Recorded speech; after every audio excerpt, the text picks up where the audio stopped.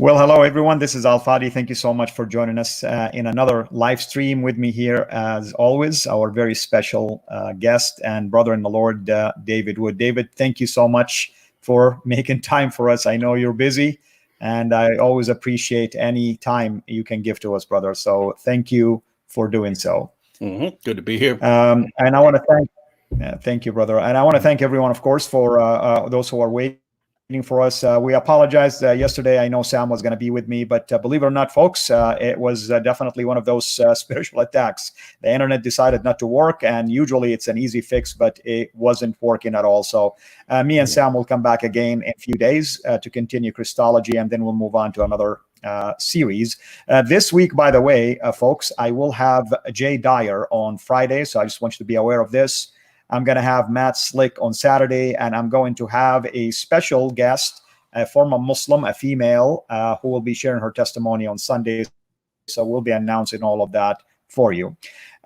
Today's topic, as we announced, has to do with this claim that the Quran has been perfectly preserved. And if any of you, our viewers, have been following along recent developments in terms of what someone like Dr. Yasser Qadhi have said about holes in the narrative concerning the early transmission of the Quran, or what Shabir Ali has been doing about that, and what Jay Smith has been talking about, and what even David Wood has been sharing with you in the last at least 2 weeks concerning this concept of preservation, you know that there has been problems, huge problems, that our Muslim friends are now facing the music and realizing that it's not as easy as saying things like, you've been refuted. It doesn't work that way anymore.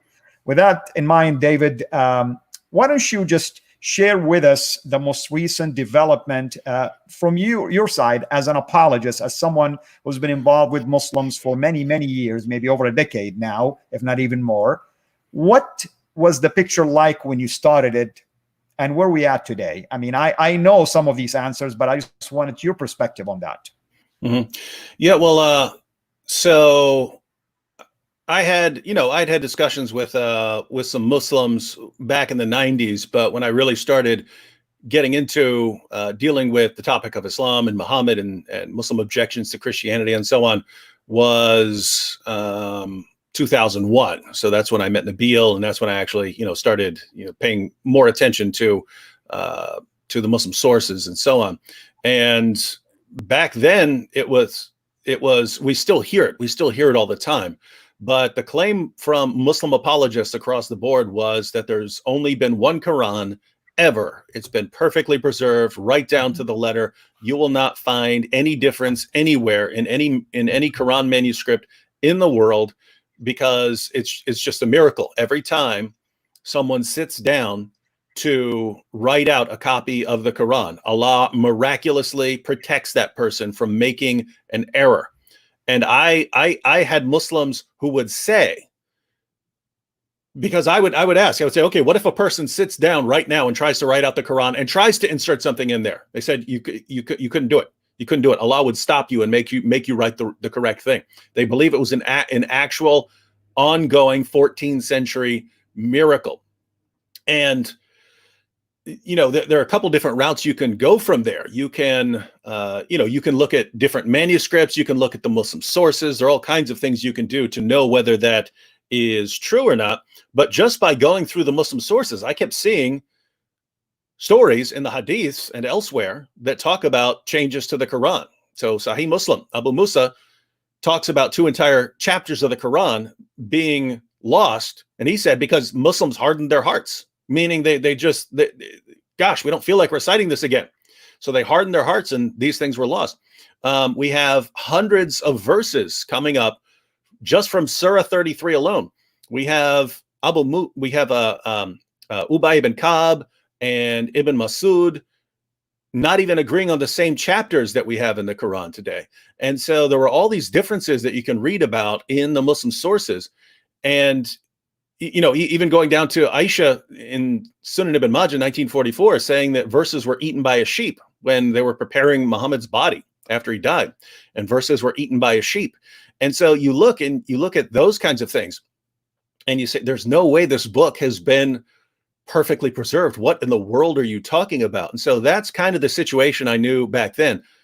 And fortunately now it's a much better situation, because now you have people like Dan Brubaker going through the manuscripts, putting manuscripts on the screen, showing how they contain corrections, showing that they contain differences from today's Quran. And really the main awesome development that recently happened accidentally came from Muslims, of course. So anyone who's been following this knows what happened. Muhammad Hijab has been confronted over and over again by people who are pointing out differences. And you can look at the videos that were put out by Muslims in recent years, and the videos are claiming that it's all just, yeah, okay, if there are some differences, it's just because differences in accent, people in different areas. And I had Muslims explain this to me, and they said, it's just like someone speaks English, but with an Irish accent. That's all these differences are. And so Muhammad Hijab believed this nonsense that he was told, that, this all just comes down to differences in accent and things like that. And so, but he couldn't answer the claims of people like, Hatun Tash and Jay Smith, who are putting manuscripts in front of Muslims, who are putting actual modern Qurans in front of Muslims and pointing out the differences. Look at all these differences. These are not simply differences of accent. And so he finally got Sheikh Yasser Qadhi on his program and asked Sheikh Yasser Qadhi, and Muhammad Hijab clearly thought that Yasser Qadhi was just going to end all of these attacks against the Quran. And instead, he just exposed them. He exposed them to an entire generation of Muslims. He admitted that, the arguments that Muslims use to console themselves about all the differences in the Quran by explaining them in terms of kirat and ahruf and so on. He says, once you get to the scholarly level, and they're willing to cross that, these Western scholars, these Western academics who don't have the red line that we Muslims have, he said, they point out that your answer doesn't actually work. And Yasser Qadhi even said, and they're right. They're right because they're quoting your sources. So there's actually a much bigger picture here, I think, in what Yasser Qadhi is saying. Yasser Qadhi is saying, he says, at the beginning stages of knowledge, and most Muslims haven't even reached that beginning stage, because most Muslims believe perfect preservation right down to the letter. They don't know about kirat and ahruf. They've never heard of this stuff. But at the beginning of knowledge, once you start learning about this stuff, he says, your response is, what is this? What is all this stuff? What is this? This is confusing. He says, then if you go deeper, if you look further, you start believing whatever your leaders, your teachers, your scholars say. And he says, you just regurgitate this. So this would be something like, oh, yes, there are different ahruf, but this is just different dialects. There's no problem, because there were different Arabic dialects. And so Muhammad revealed it in different ways to make it easier on the people who spoke different dialects. So Yasser Qadhi says, basically, you learn to just repeat that. That's what you're told, and that's what you repeat. And he says, then you get to a deeper level where you're actually encountering people who might disagree with you. And you realize that, as he puts it, there are holes in the narrative, meaning it just doesn't fit. And so he acknowledged this while trying the entire time to avoid the topic, saying we should not be having this discussion in front of regular Muslims. We should not. You should not discuss this. You should just mindlessly accept what we tell you, even though he's admitting that what they're telling you can't stand up to scrutiny. And so he's saying that, and it was just hilarious, because Hijab just kept pushing him and pushing him and pushing him. And Hijab is one of the Muslims who's been saying for years that, no, the Quran is so clear that even if you just started with a blank Quran, you could write exactly what came from Muhammad. And so once Sheikh Yasser Qadhi had just unleashed this epic admission about the Quran, that there are holes in the narrative, that the Muslim responses can't stand up to scrutiny, once that there's total confusion among Muslim scholars about the relationship between these kirat and ahruf, and why Uthman, had to burn all these Qurans. After admitting all of this, our good friend and hero now, Muhammad Hijab, pushed him anyway, despite Yasser Qadhi saying over and over and over again, like a beating drum, I do not want to have this discussion because it's going to ruin people's faith in the Quran. Hijab pushed him on it anyway, and hit him with, well, yeah, but if I gave you a blank mushaf, then obviously you could write what goes in the Quran. Yasser, it's not an easy answer. It's not an easy answer. Right. And so, and Hijab even said, I feel like it should be an easy answer. And he's right. If there were this perfectly preserved Quran and down to the letter and so on, obviously, I could give you a blank Quran. You just copy any manuscript of the Quran. It's going to be exactly the same. And it just didn't. So he's admitting that is a myth. It's a total myth. And Hijab clearly was shocked and they tried to undo the damage. Hijab then deleted that portion of the footage. Yasser Qadi didn't want to cover it up, so he still has the full video on his channel, but he stopped the comments. So he blocked comments on his video because Muslims were saying, I'm losing faith now. I'm losing faith in Islam, and I'm going to have to stand before Allah and point my finger at you, and you're the one who destroyed my faith. So this has been massive embarrassment from Muslims. But notice, this is all because they lied. This is completely on them. If they'd been honest about the evidence, if they'd been saying for 14 centuries, Allah gave a bunch of revelations through Muhammad, and we didn't always do a good job of preserving those revelations, but we got the basic gist of Islam, and what we have is still reliable. We lost some things along the way because we hardened our hearts, and that's why we realized we need to write these things down. And so we've tried to preserve it. Hasn't been a perfect process, but nothing involving human beings is going to be a perfect process. And so, yeah, we have the Quran today, and it's pretty good copy of what was revealed to Muhammad. If they'd said that, what would they have to worry about now? Why would they have to worry about manuscripts right now? If they'd just been honest with the evidence, they wouldn't have to be worrying. Instead, they lied, and they lied some more. And now Muslims whose confidence in Islam has been based on the supposed perfect preservation of the Quran is being shaken, and Muslim scholars are forced to try and preserve their confidence in the perfect preservation of the Quran while admitting now that there are all these differences, because you can't deny them. You can't deny them. They're right in front of your face. Again, Dan Brubaker's putting pictures up on the screen. Look at all of these differences. He made one video where I think he showed 11 or 12 Quran variants on one page of one manuscript. Page alone. Exactly. Yeah. And what are Muslims saying? Muslims, oh, you've been refuted. It's so sad and pathetic. But anyway, the point is, we are actually living in an awesome time. This is one of the most epic times in the history of apologetics dealing with Islam. It's Muslim scholars and apologists spent decades giving Muslims false confidence in their religion based upon lies, believing that no one's actually ever going to expose these lies. And suddenly we get to right now where we're exposing the lies, and the leaders and apologists are scrambling to try to preserve the lie. But in order to preserve the lie, they have to lie more. And so we're just waiting for this light switch moment from the Muslim community, when the community as a whole suddenly realizes, wait a minute. The reason we're scrambling to answer all of these objections and all of these proofs that the Quran hasn't been perfectly preserved, the reason we're in this position is because our leaders are liars. Our apologists are liars. Our scholars have been lying to us. Well, if they've been lying to us about the Quran, I mean, of all things that you want to lie to us about, you lie to us about the Quran? If they've been lying to us about the Quran, maybe they've been lying to us about Muhammad. Maybe they've been lying about God. Maybe they've been lying about theology. Maybe they've been lying about all this stuff. We cannot trust these people anymore. We need to investigate this for ourselves. And as soon as the Muslim community gets to that point, you are going to see a mass exodus from Islam, because they don't have any actual evidence. That's why they have to resort to lies. And since they resort to lies, well, those lies are now being exposed. And man, it is, gosh, it would be sad to watch if it weren't so diabolical. Absolutely, David. And I like what you're saying also. I mean, for instance, the hadith about Abu Musa that you mentioned, some of the Muslims will jump into that. Like, for instance, recently, Shabir Ali, about maybe a couple of days ago, he issued one of his own new videos on Let the Quran Speak. And he was saying about hadiths like this, not specifically Abu Musa, any hadith that will talk about, oh, we used to have this surah and its length used to be equal to this chapter or whatever. And his claim was, well, because it was abrogated.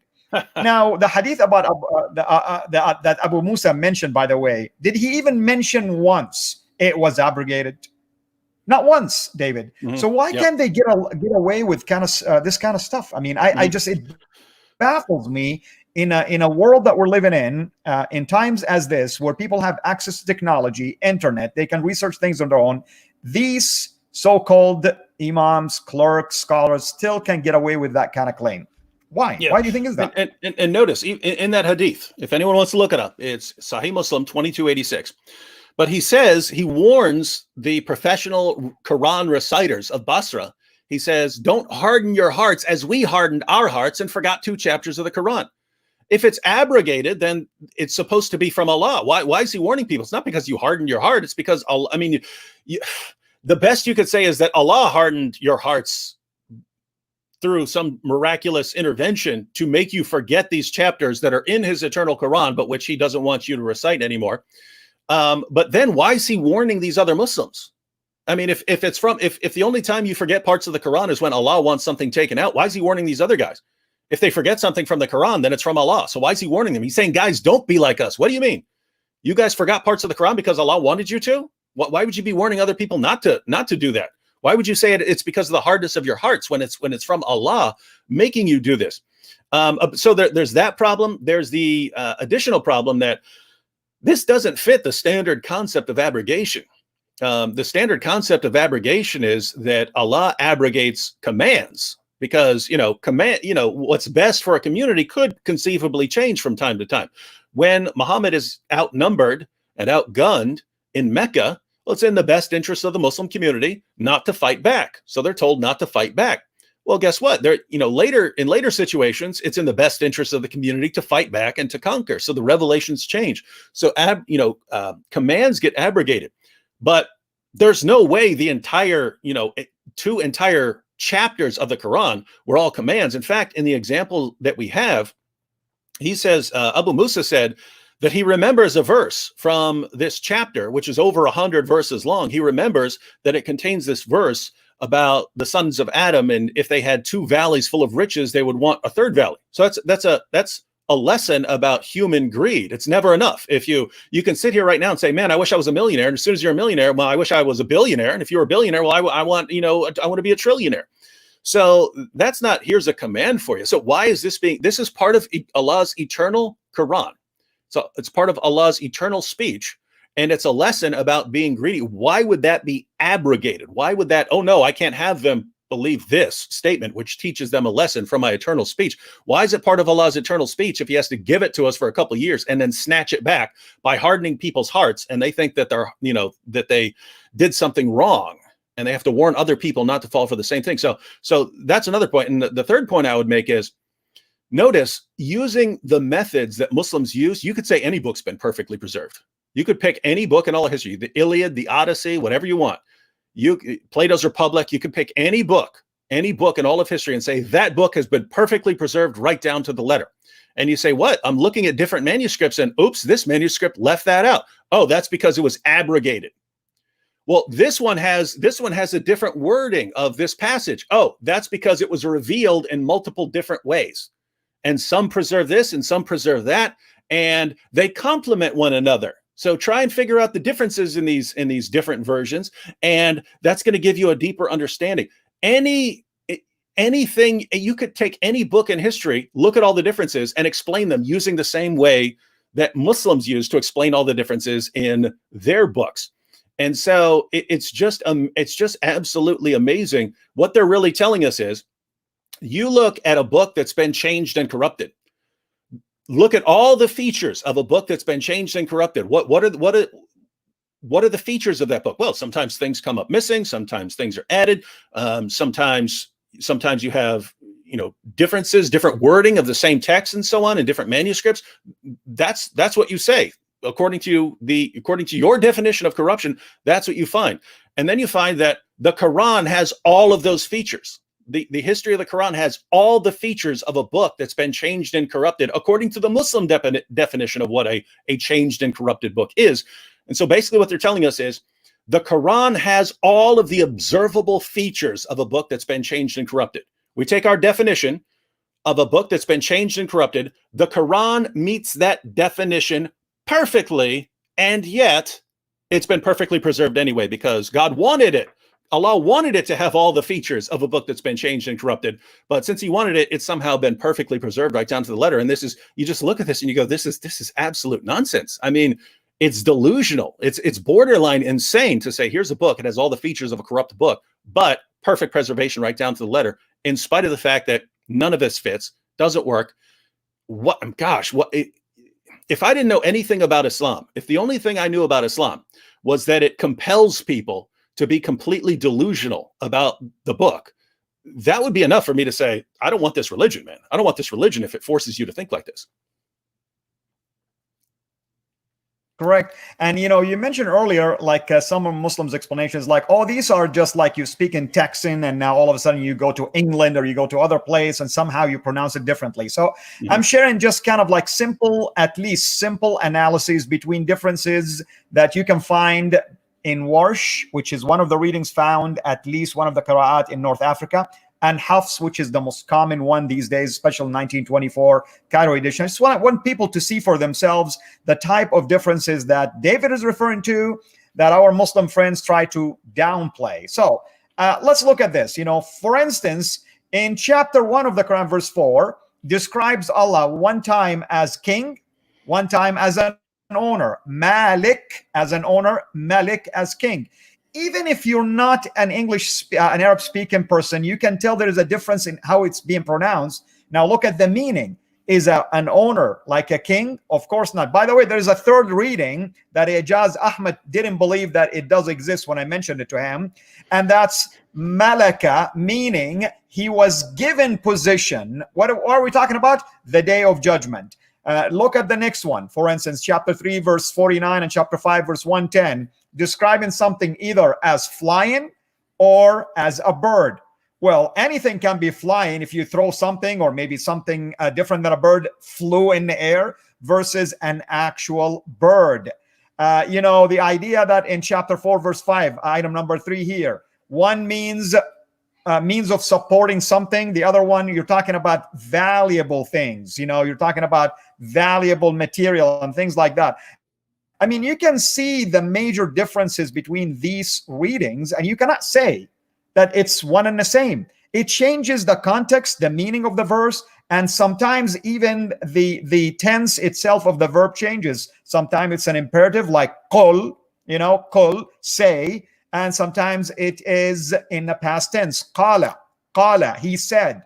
It doesn't mean the same, David, right? I mean, we're talking about God, who supposedly his word is eternal. This Quran supposedly is preserved in the preserved tablets in heaven for all of eternity. So which one of these readings was there?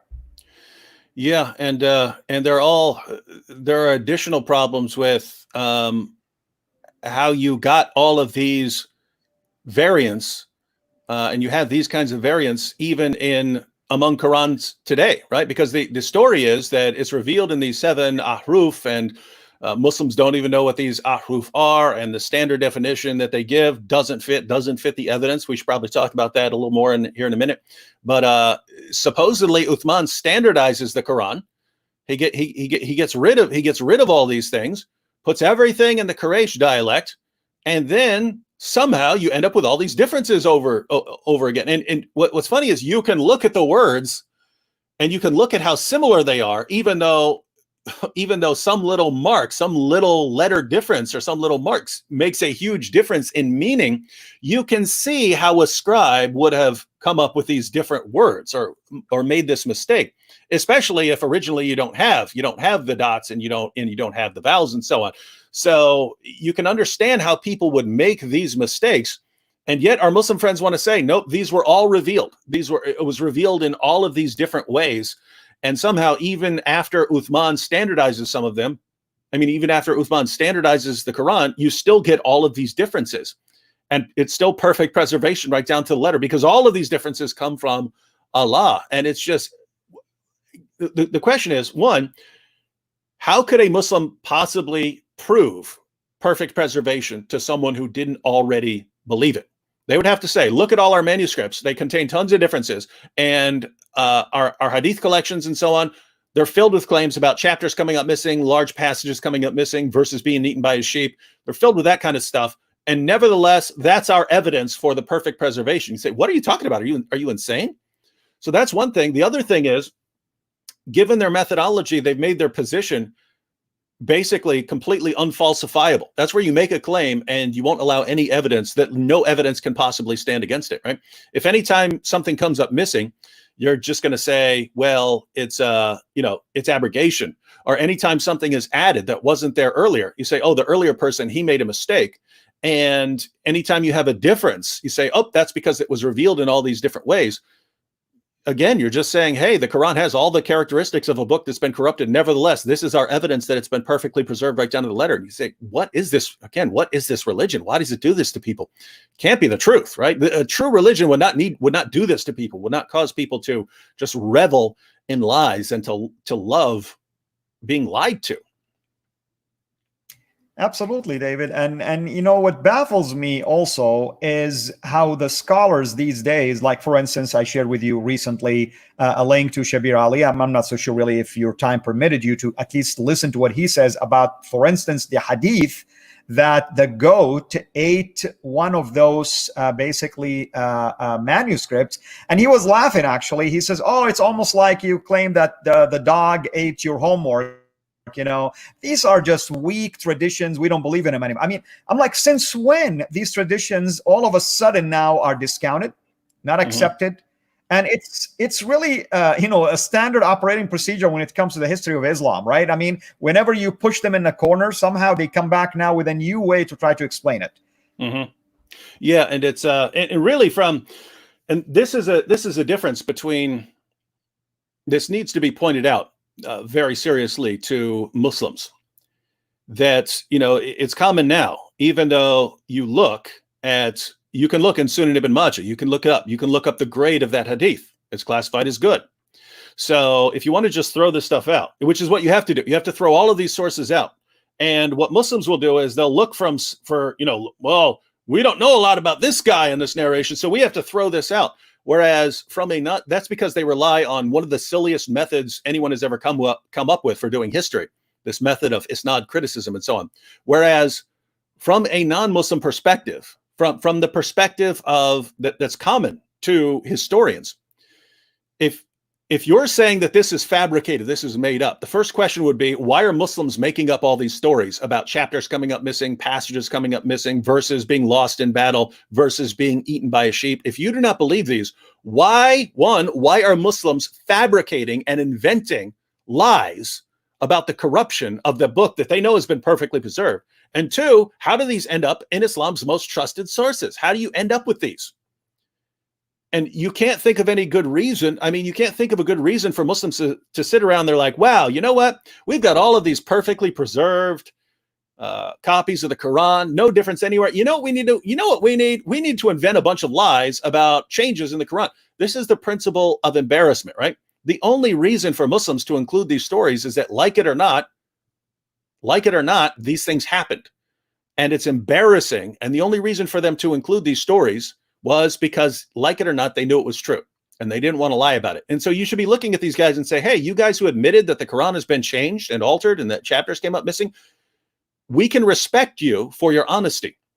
Whereas if Muslims are fabricating and inventing stories about changes in the Quran, then I'm sorry, I can't trust you on anything. Obviously, if you'll invent embarrassing things and lie about your book to insult your own book, I obviously can't believe you when you're praising your prophet or saying good stories about him, because if you'll lie about things that hurt you, you'll obviously lie about things that will help you. So my bottom line would be, if you want to throw out these sources about the corruption of the Quran, then great. Don't tell me anything about your prophet. We have to be complete skeptics now about your prophet. We have to conclude that the early generations of Muslims were the biggest bunch of liars the world has ever seen. We can't trust anything they say, and therefore don't tell us about your book at all. How do you know about how the Quran was put together? How do you know anything from the same sources that say it was changed over and over and over again? But you're telling us we can't trust those. Well, if we can't trust those, then great. We don't know where your book came from. So that's right, David. And we're living this right now. We're living an example of how it's done. Look what happened when pushback came against Yasser Qadi and Muhammad Hijab. What did Muhammad Hijab do? Cut a portion of that Cut it video off. to make it as if it never happened. What did Yasser Qadi do? Blocked you from making comments anymore. Like he doesn't want to hear it from you anymore. And on top of this, like I was watching Dr. Brubaker's video today, and one of the comments was, "Oh, Brubaker, you've been refuted." And Dr. Brubaker's was classic in his response, like, "What's there to refute? I'm just showing images." So what is it that you're refuting when someone is sharing their research with you? And they claim that he's attacking Islam. Where is Dr. Brubaker attacking Islam? He's just talking about findings as a researcher, as a scholar. How is that attacking anything, basically?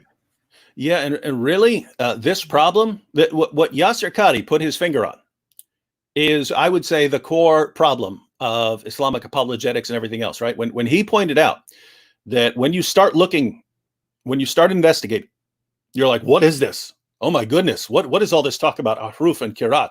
This doesn't make any sense. I've been told one Quran, perfectly preserved, no differences. And then I hear there are all these differences. And then the next level is you just learn to mindlessly repeat what your leaders and your apologists say. But then if you dig a little deeper, you find out that what they say cannot stand up to scrutiny. So what you're finding, what your average Muslim is doing right now is they're kind of at that second stage of apologetics. They're learning, there are all these differences in the Quran, and in the Muslim sources, there are chapters that came up missing and passages that came up missing and verses eaten by a sheep. And so now they're getting into that second stage where, Shabir Ali said this, another Muslim said this, this Muslim answered this. And they're just mindlessly accepting it without bothering to think seriously and critically. Does this really, really answer the problem? And it doesn't. And so what we're trying to do is keep pushing the issue until they get into that third stage where they realize what Shabir's defense of the perfect preservation of the Quran, the defense of all these other Muslims, this is all nonsense. They are not answering these questions. They are not explaining why the Quran has all the features of a book that's been changed and corrupted, and yet they're still saying perfectly preserved. Doesn't make any sense. That's right, David. And, I loved what, I feel bad really for Yasser Qadi, because I can understand why he is concerned. I mean, the guy is concerned. I mean, it's a matter of safety now. I mean, we're not talking just an academic opinion that everybody else is against you. No. He knows his life now is on the line, and his livelihood probably as well. All that to say is that, when Muslims try to change basically the interpretation, what is so interesting to me is that what Shabir Ali says, or what Yasser Qadi, or what Adnan Rashid, or any of these so-called Islamic scholars say, I assure you, David, as an Arab from Saudi, from the Middle East, if they were to go there and say exactly the same thing they're saying here in English, you'll see the real reaction that they are going to get.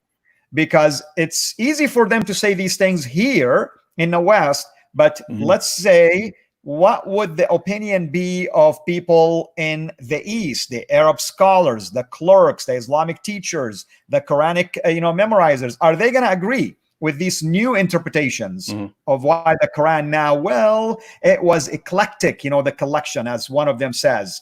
You have people reading things from the Prophet, memorizing it, and then Uthman decided what is the best way to put it together and how to put it together. Yeah, and I've mentioned this before, but after that interview between Yasser Qadi and Muhammad Hijab, we would have been happy to defend Yasser Qadi and say, guys, absolutely, we respect this man for finally, because you Muslims who are watching, I'm going to tell you, when we've gone through your sources and we see what your sources say about the history of your text, and when people like Dan Brubaker are putting pictures of manuscripts up on the screen, pointing to all of the differences, explaining all of the differences, and one of your apologists comes along and says, perfect preservation right down to the letter. I have tons of Muslim apologetics books proclaiming this as a miracle. It's a miracle that there is not one difference in any manuscript anywhere. We've got Sheikh Yasser Qadi saying this, right? We have him on video from a few years ago saying that since the time of Uthman, there is not one difference anywhere in any Quran manuscript. It's completely, totally false. So when we hear your scholars and apologists saying perfect preservation right down to the letter, we look at this and we say, these guys are liars. We cannot trust a word these people are saying. These are complete liars. They know that that is false. They know it. When your average Muslim on the street tells me the Quran has been perfectly preserved, I don't think he's lying to me. I know he heard that from other people that he trusts. And so he thinks he's telling me the truth. When one of your scholars tells me the Quran has been perfectly preserved, he knows what the sources say. He knows there are differences in the manuscripts. And so I know he is lying deliberately in order to deceive people. So when one of your scholars comes along and acknowledges, yep, this is a difficult situation. Yeah, it's not as easy as we like to tell people. Yeah, I don't even want to talk about this in front of people because it's just going to hurt people's faith. I look at that and say, wow, I can actually listen to what this guy's saying because he's acknowledging the truth. So you think it's oh, he's going to destroy our religion. That's a person we could listen to. So when Yasser Qadhi was saying those things, that's someone we would look at and we would say, guys, we have respect for this person. If this person wants to explain Islam to us, we will listen. The rest of you scholars who are still saying perfect preservation right down to the letter, I don't want to hear a word out of your mouth because I don't trust the word you're saying because you're freaking liars. You are absolute liars. Shut up, you're liars. I don't want to hear it from you. But if a person is acknowledging the truth and he's acknowledging reality, then I'm happy to listen. So that's what Yasser Qadhi came out. But then instead of standing his ground, then he went into attack mode and started attacking everyone who was pointing out what he said. And so he sort of lost that. And now basically everyone's going after him. We're not going to stop. He's given us a gold mine. In that one interview, he's given us a gold mine, especially now that he caused people to go back through his earlier talks and presentations and lectures and to point out all the hypocrisy. He'll tell one audience, if it's complete beginners, he'll tell them perfect preservation right down to the letter. If he's talking to another audience who actually is at a higher level and they actually are aware of differences in the Quran, he starts saying, yes, there are different versions of the Quran in different parts of the world, but that's because, and then he'll go through his explanation. So his message changes based on the audience. And this is really the clash that happened. It's that sometimes he's talking to scholarly audiences. Sometimes he's talking to the popular level. When he was on Muhammad Hijab's live stream, Yasser Qadhi understood, wait a minute, there could be scholarly people watching this. And if I tell them perfect preservation, they're going to know I'm lying. But if I acknowledge the truth in front of the regular Muslims who think perfect preservation, then I will have shaken their faith. And you don't want to be the guy who causes millions of Muslims to start doubting Islam. You don't want to be that guy. And so his best response, I don't want to talk about this. I don't want to say a word about this. And so, but all he did was really show Muslims, guys, there's more to this story. There's holes in the narrative. And you guys at some point just have to stop mindlessly believing these guys, right? I mean, think about it. The same Muslims who are now telling Muslims, oh, the reason we have all of these differences is because of, the different qira'at, and it was revealed in different ways. And the reason we have these differences in the manuscripts is because of this. And the reason these chapters came up missing was because of that. And the reason these verses are gone is because of this. Wait a minute. These are the same guys who 2 years ago told you perfect preservation right down to the letter, not one difference anywhere in the entire history of the Quran. Those are the same guys.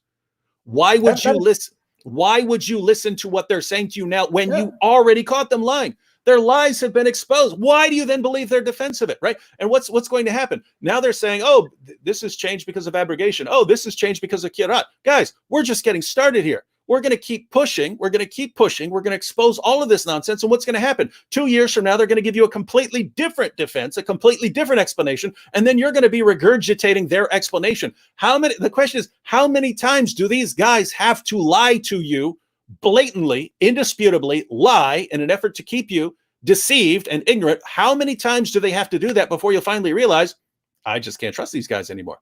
It seems there's no limit. They can lie to you 1,000 times and you'll just keep believing them. And what is this? What is this religion, man, that does this to people? Absolutely, David. I mean, it's imagine, David, like let's say me, you, Sam, Christian Prince, we said something 5 years ago, and then we come back again and we contradict what we said 5 years ago. Do you think the Muslims going to leave us alone? No. Do you think they're going to just cut us some slack? They're going to attack anything and everything. But somehow now, all of a sudden, one of their own, who, by the way, everything he says was spot on. He wasn't even saying anything that is unknown. We were excited because he finally, one from the community itself, began to say the things that we've been saying for years. Yeah, So, it's just interesting because, you know, on the one hand, you want to say people's positions can change over years, right? You could go back to something I said 10 years ago and my position might have changed. And you say, look, this is different from what David said 10 years ago. Point is, what these guys were saying 5-10 years ago, they knew that was a lie. If you were an educated Muslim and you went to school, especially if you went to a place like Yale for your studies, you knew there are differences, massive differences, tens of thousands of differences in the manuscripts of the Quran. So if you were telling people perfect preservation right down to the letter, not one difference anywhere since the time of Uthman, you knew you were lying. And so this isn't simply, I've changed my perspective over the past 5 or 10 years. That's completely acceptable. This is, okay, you were lying 10 years ago. You were lying 5 years ago. Now you're acknowledging that there are differences, which confirms that you were lying 5 years ago and 10 years ago. Why should we believe what you're saying now? The only way I would trust someone like this again is if he just came out and said, guys, I was lying 10 years ago. I gave in to pressure. I understood this. And I thought it was more important to preserve the faith of Muslims than to give them the truth. And I repent of that. And I'm changing my path. And I'm only going to speak the truth from now on. That I might listen to you then. But right now, my goodness, what a disaster. And not only that, I mean, I can always come back, David, and say, folks, I've been exposed to a lot of new research, and I'm starting to see evidence that there are some holes in the standard. I mean, any way you can say it, at least, and that's what he did. He pointed out to scholarly work that is definitely catching up, according to his word, catching up with the reality of that tradition. Now, I want to tell our moderators, please pay attention to any questions, meaningful questions. And if you don't mind, just putting them for me so we can see if we can answer any of them. David's time is very tight. He has another live stream to need to prepare for. So he has another probably 10 to 15 minutes max. I don't want to delay him. So if we have any questions, please put them here. By the way, Nada, I did see a question. You're saying it's for David. And David, the question was, how do you know the different Qurans? Which I'm not so surely what is that question. I mean, there is so many ways you know different Qurans. This is different qira'at, you know. Are we talking about differences within these qira'at? So would you like to take a shot at something like this?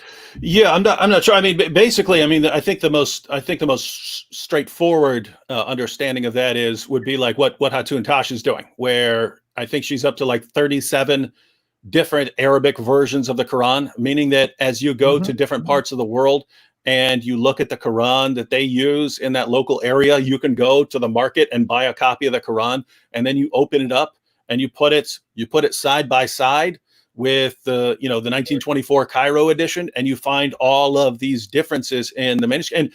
And the apostate prophet had an awesome live stream where he had an interview with someone who studies this, and they just talked about the differences, went through the differences between the Hafs and the Warsh. And no, these are not differences in dialect.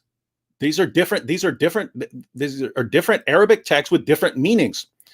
And so you need something better than dialects. And so anyway, when we're talking about different Qurans, when we're talking about different Qurans, we can mean a couple of different things. One of the most common things we'd mean today is exactly what people like Sheikh Yasser Qadi are admitting now, and exactly what Shabir Ali is admitting. Shabir Ali now is saying, yes, you can go to different places of the world and find different Qurans that have some differences, but they don't affect any core Islamic doctrine. So he's acknowledging that there are different versions of the Quran, but he's pointing out that nothing that would undermine Islamic faith or change any core doctrine. So that's one thing we could mean.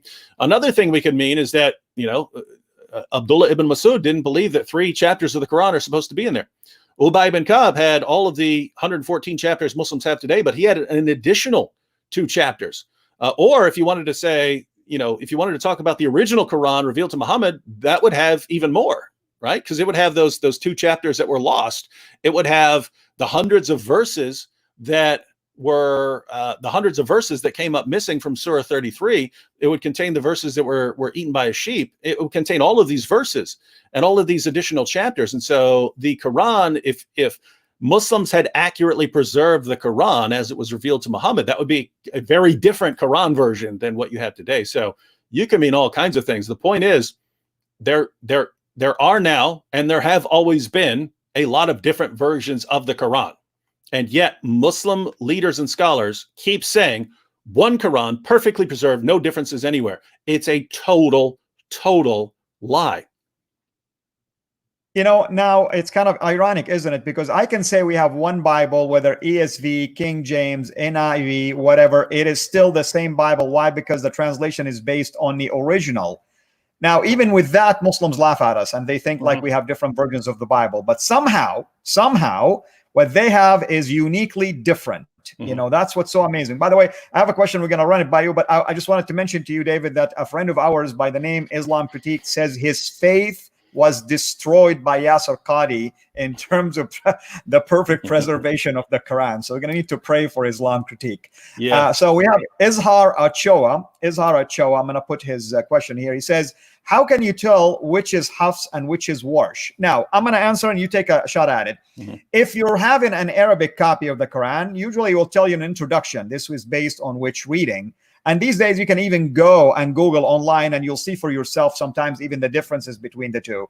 But go ahead, David, if you want to answer this as well. Yeah, you would look for a copy of the Warsh, right? You could buy a copy, right? Hatun has you can do that. Yeah, you can buy them. So yeah, you would just check beforehand. And it would be easier depending on which area you're in, right?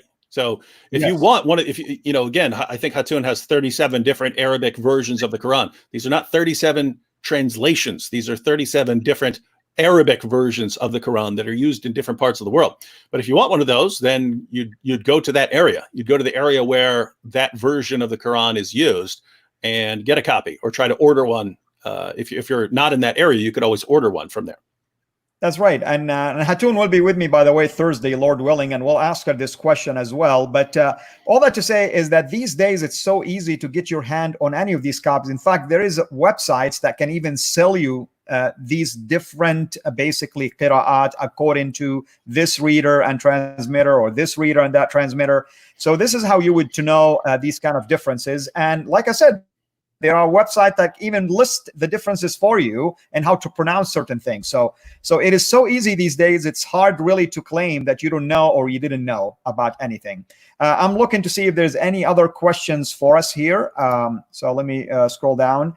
Anything else, David, you want to talk about by way of the things you're working towards, maybe in the area of the Quran and Quranic manuscripts and qira'at in particular?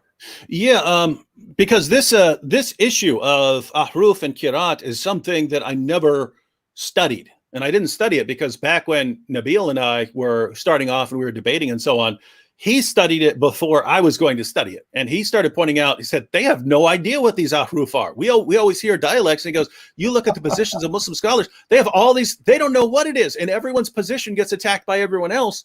And none of it actually fits the evidence. And he's going, they have no clue what they're talking about. So I was like, at that point, I was like, well, I'm not going to study this if you guys can't even figure out what you mean. So when the issue of perfect preservation came up, I just focused on bringing out passages from the Muslim sources on, chapters coming up missing and verses eaten by a sheep and things like that. So I focused on that route. Whereas now that it's becoming such a huge issue, I want to say, guys, you have to do all of 10 minutes of research to find the holes in the narrative, right? You could, because I'm saying I'm pretty new to this, and I look at this and I'm like, well, this does not fit. This does not fit what you guys are saying. So the most common explanation we're giving is that the 7 ahruf are the 7 different Arabic dialects, and that's what they're given, and that Muhammad was revealing the Quran in these 7 different dialects in 7 different ways in order to make it easier for the different Arabs in in Arabia to memorize the Quran. And so that's the explanation. And that's the explanation we get from Muslims. You see, this solves the problem.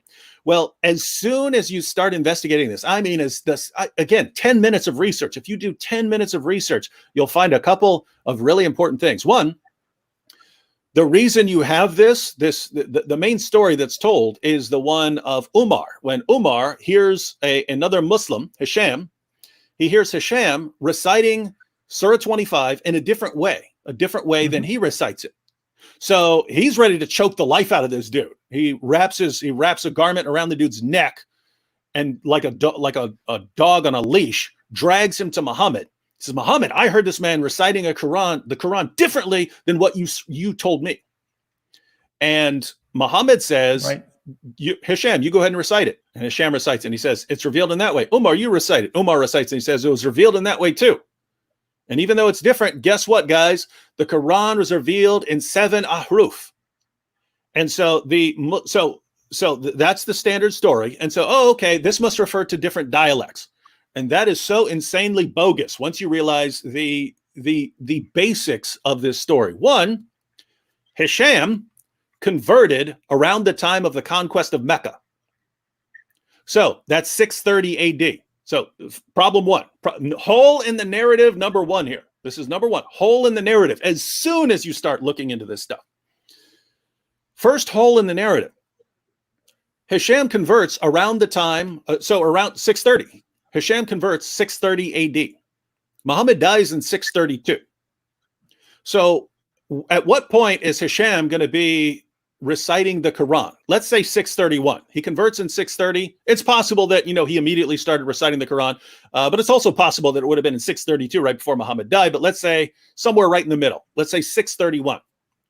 So you Muslims want to tell us that Muhammad, in order to make it easier for the different parts of Arabia to learn the Quran, has been revealing verses of the Quran in 7 different dialects, all the way up to 631. And Umar is surprised to hear someone recite something in a different dialect. In other words, you mean to tell me that Muhammad is revealing the Quran in all these different ways, and his closest companions had no idea about this? They didn't hear about this? And notice, Muhammad doesn't say, hey, Umar, let me tell you something. Did you know that the Quran's been revealed in 7 different ways? Now go out and spread the news. It gets brought to Muhammad as a problem. Muhammad, did you know that people are reciting the Quran in different ways? And Muhammad says, oh, yeah, sure. I've been revealing it in all these different ways. So this is Muhammad's explanation for the ahruf, is Muhammad's different explanation for why people are reciting the Quran differently. So he tells people after they start noticing differences, not before. He doesn't say, oh, by the way, guys, we're going to start revealing this in 7 different ways to make it easier on people. Instead, people come to Muhammad saying, we're reciting the Quran in different ways, and he has to come up with an explanation. He says, yeah, it's revealed in 7 different ways. So this is problem number one. You mean to tell me Muhammad is delivering his revelations in 7 different ways, and right up until 631 AD, a year before his death, no one knows it. His closest companions do not know about this. This is new information to them. He's been revealing it, and no one ever heard about this. Is that your story? So that's hole in the narrative number one. Hole in the narrative number two, Hisham was from the same tribe as the rest of these guys. He spoke the same dialect. Hisham is Khadijah's grandnephew. He's the grandson of Khadijah's brother. He speaks the exact same dialect as Umar and Muhammad and everyone else there. So he speaks that dialect. If the different ahruf are different dialects to make the Quran, learning the Quran easier for people who speak a different dialect, why is he teaching the different dialects? Why is he teaching a different dialect to a person who speaks the Quraysh dialect? Wouldn't that make it harder for him to understand it? Muslims say it's to make it easier. So he gives it in the dialect of the people that it's delivered to so that they can understand it. Well, why is he giving a different dialect to a person? That's going to make it harder. It's the exact opposite of what you Muslims are saying. You're saying in order to confuse Hisham, Muhammad made him memorize it in a different dialect. So notice this is what you would conclude if you spent 10 minutes investigating this. Again, I'm new to this. It doesn't make sense. Your dialect explanation makes 0 sense. It doesn't even crack the surface of being a good explanation. So those are 2 things. The third point I would want to point out here is this. Imagine that you don't already believe that Muhammad's a prophet and you're trying to assess the situation. Which one of these scenarios do you think is more likely? So scenario 1, which is what Muslims are telling us, is Muhammad is somehow delivering the Quran in 7 different ways and no one realizes it up until he's about to die. And then he suddenly announces that for all these years, he's been revealing the Quran in 7 different ways and no one ever heard a word about it. until they actually noticed people reciting the Quran in different ways. And then Muhammad was also, the people he's teaching these different dialects to, he's teaching people the wrong dialect. And that's what you're telling us, Muslims. You're telling us Muhammad's revealing the Quran in different dialects, and he's giving people the wrong dialect, the dialect that they don't speak. And no one ever knows about this, and it's all a secret. And then, 631 AD, shortly before his death, he goes and tells everyone, hey, yeah, there's 7 different dialects, and I've been teaching the wrong dialect to the wrong people. Yep, that's what I've been doing. And none of you have ever heard about it. No one knew what I was doing. Ha ha, got you. Right? So that's your story. What's more likely, if you don't already mindlessly believe what your leaders and scholars tell you, what's more likely, that or Muhammad's getting on in years, he himself did not memorize the Quran perfectly. And so when he would teach people the Quran, he would sometimes get things wrong. Even Muhammad himself did not memorize the Quran perfectly. And That's so right. when he was originally teaching it to his companions, when he was teaching Umar, then he taught it one way. And then years later, he's teaching a new Muslim and he messes up a little. He's getting old. He's getting on in years. We already know that he had all kinds of mental problems and so on, right? I mean, he walked around, he had to blame, walked around for between 6 months and 2 years having delusional thoughts and false beliefs. And he had to blame a magician for casting a spell on him because he was going nuts, right? So is it possible that this man's faculties are breaking down and that he was teaching the Quran in not exactly the right way years later? Surely. And imagine this situation where Muhammad had taught years earlier, he taught it in one way, and then he teaches it to a new Muslim and doesn't teach it in exactly the right way. But it's still, he got the gist right. But people notice. And then these people come to Muhammad. And at this point, Muhammad could say, I messed up. So Umar, please correct him on this. I messed up. I'm sorry. But Muhammad didn't want to say that because that would shake everyone's confidence in him. And therefore, he had to make something. Away, right? Yeah. Therefore, he had to make something up. Oh, yes. It's revealed in both of those ways. Yeah. The way I taught you, it was revealed in that way. And the way I taught you, it was revealed in that way. All right. What's more likely? Because that seems to fit a lot better than Muhammad's teaching different dialects to people who spoke the exact same dialect and doesn't mention this until after he's called out on it. So in other words, if you're just sitting back saying, what should I believe here? I think you'd have to say, gosh, Muhammad just messed up. He didn't memorize the Quran perfectly. That's why he messed up. And then in order to explain that, he comes up with this nonsense about the different ahruf, right? So, but notice that Muhammad is the pattern of conduct for Muslims. And notice they've been doing the same thing for 14 centuries now, trying to cover up the differences, making mistakes. Look at all these differences. Look at the differences. Oh, we have an explanation for all of that, just like their prophet did when he messed up. So now Muslims mess up in their different manuscripts and they forget things. And we've got an explanation for that. That's abrogation, my good man. Oh, that's different qirats, and that's different this, and they all act like they have a good response to these issues, and they just don't. Muhammad didn't, and Muslims today don't.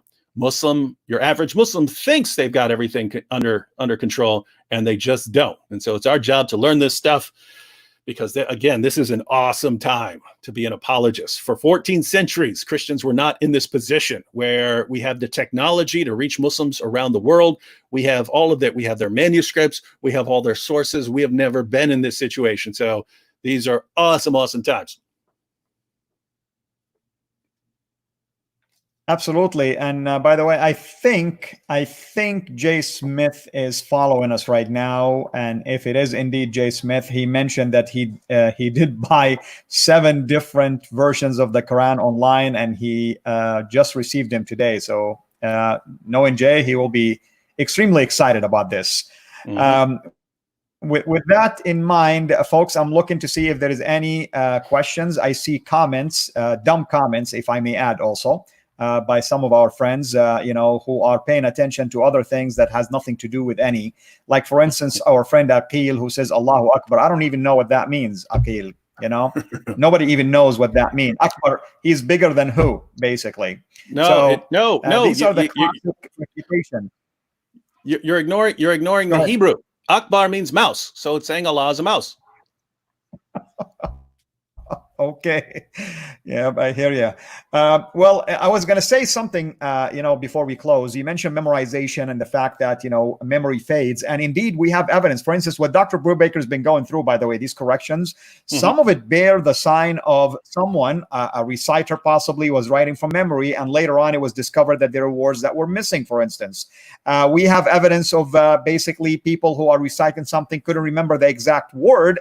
Possibly they use a synonym for it, So yes, indeed. I mean, even if it was memorized, but that doesn't mean it's perfectly preserved. I mean, there's one thing to say it's written from memory. Fine, I commend you for that. To say that it's perfectly preserved, no, it's not perfectly preserved. You cannot say something like that.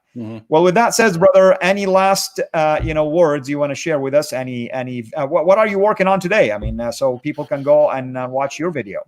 Well, yeah, tonight we're having a discussion with a Muslim scholar from India who he asked if he could have 15 minutes of our live stream to present his case for Muhammad. And so we said, sure. And so he's going to present a 15-minute case for the prophethood of Muhammad. And then we're going to discuss his reasons for believing in the prophethood of Muhammad. As far as the videos I'll have coming out the next day or two, really want to drive home some of these points that Yasser Qadhi is bringing up, because on the one hand, what we can't emphasize enough how important what he said is with respect to, at first you say, what is this stuff? And you're confused. Then your Muslim scholars and apologists give you some answers. And then if you dig deeper, you find out their answers are wrong.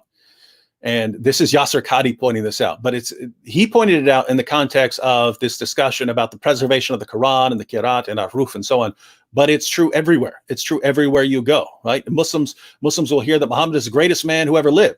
So then they run into us and we talk about, Muhammad's relationship with Aisha and Muhammad taking Zainab and all these different things Muhammad did. And they go, oh no, what is this mess? And then they go to their scholars and their apologists, and their scholars and their apologists give them answers. Oh yes, Muhammad had to marry Aisha because he understood she would preserve lots of hadith faithfully.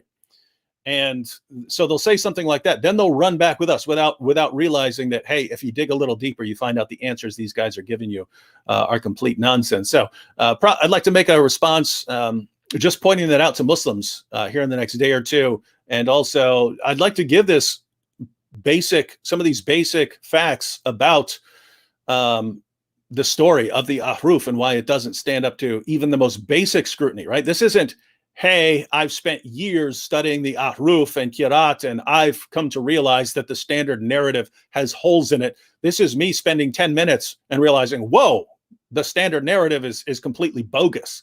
And so the point to Muslims is, guys, when does the point come where you just say, I cannot trust these guys? They've been lying to me all my life. I cannot trust them. There should be a point. You should not, as human beings created in the image of God, sit there and clap as you're being lied to your entire life. When someone is lying to you about your own book and your own prophet, you should say, I don't believe you anymore. But you don't. You don't seem to care. And all I can say is, don't tell me about your religion if your religion causes you to absolutely love and adore liars. Absolutely, brother. Well said. Thank you so much, of course, for your time. Thank you for your ministry. And I pray that we will have you back again soon here. And folks, just a reminder, I will have Sister Hatoun on Thursday, Jay Dyer on Friday, Matt Slick on Saturday, and a surprise guest to share her testimony, leaving Islam and becoming a follower of Jesus. That would be on Sunday, and we'll announce all of those for you. Thank you to the moderators for the great job you do. Thank you for everyone who joined us here for your questions and interactions. And brother, thank you so much for taking time to be with us. And we pray that things will go smoothly for the Muslim guy today. Between you and Sam, we'll be praying for the guy. Lord bless you all. Until we meet again, have a blessed day. This is Fadi, over and out.